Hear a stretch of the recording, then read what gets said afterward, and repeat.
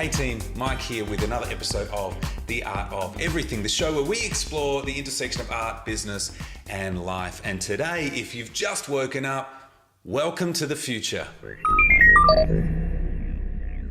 We are now living in a world where everything that worked yesterday probably doesn't work today and most certainly will not work tomorrow.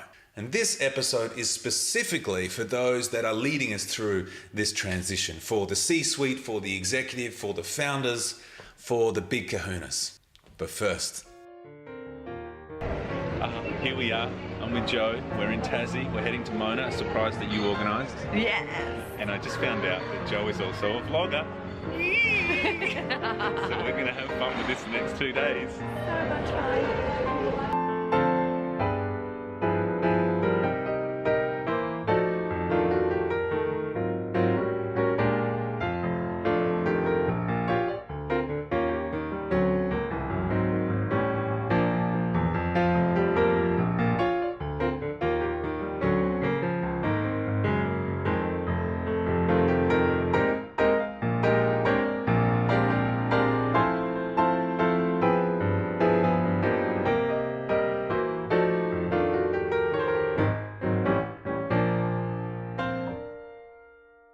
Now back to our search for truly effective 21st century leadership skills. In 1938, Chester Barnard wrote a book called The Functions of the Executive, and it was praised as one of the first books to recognize leadership from a social and psychological viewpoint. It went on to be voted the second most influential management book of the 20th century, behind The Principles of Scientific Management by Frederick Winslow Taylor, which is very telling and says a lot about our preferences in the 20th century. But I'd like to read just one line from that book, and I quote, "The executive functions are feeling, judgment, sense, proportion, balance, and appropriateness. It is a matter of art rather than science, and is aesthetic rather than logical." For over 80 years, we've known that the functions of an executive require a qualitative approach. I repeat, the executive function requires an aesthetic, sensory, and dare I say, artistic approach. We've known for 8 decades that running and growing an organization and its people is not just about the data. It's not just about analyzing the past to make specific predictions about the future. It's not just about segmentation, reduction, and analysis. It's about everything else. The stuff before, between, and beyond the data. It's about finding and creating meaning with the information that's coming in and the information that can't be seen. It's about working with the inherent qualities of what is emerging, not just the quantities of what has already emerged. And this is an entirely different paradigm to the one we all grew up with, to the one we're still being taught, and the one most companies are still foolishly investing in. Now, to be clear, there's no denying the value of a quantitative approach. When it's used in a specific context, there's no doubt it produces reliable results. But when the world is fuzzy, when the playing field is murky, complex, paradoxical, and polarizing, relying primarily on a quantitative approach is ineffective, sometimes even dangerous.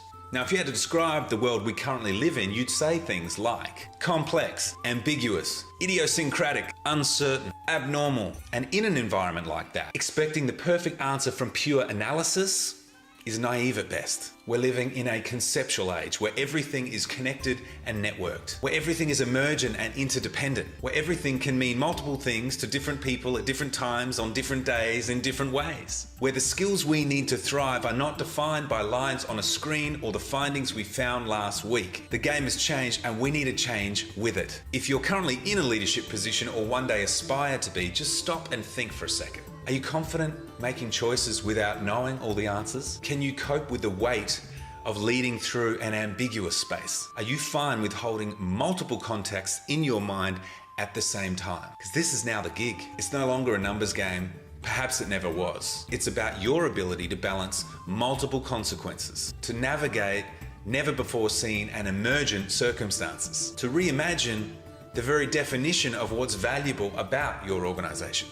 And to do that, you got to be fluent with feeling. You got to be comfortable with complexity. You got to be a master of finding and defining meaning from abstract, unknowable, unquantifiable things. So now we're clear on what you need. I can hear you asking, Mikey, please, just tell me where I get it and can I get it before COB today? Okay, that part's easy.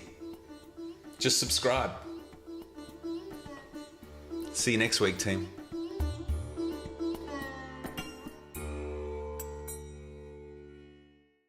Jumbo, jumbo,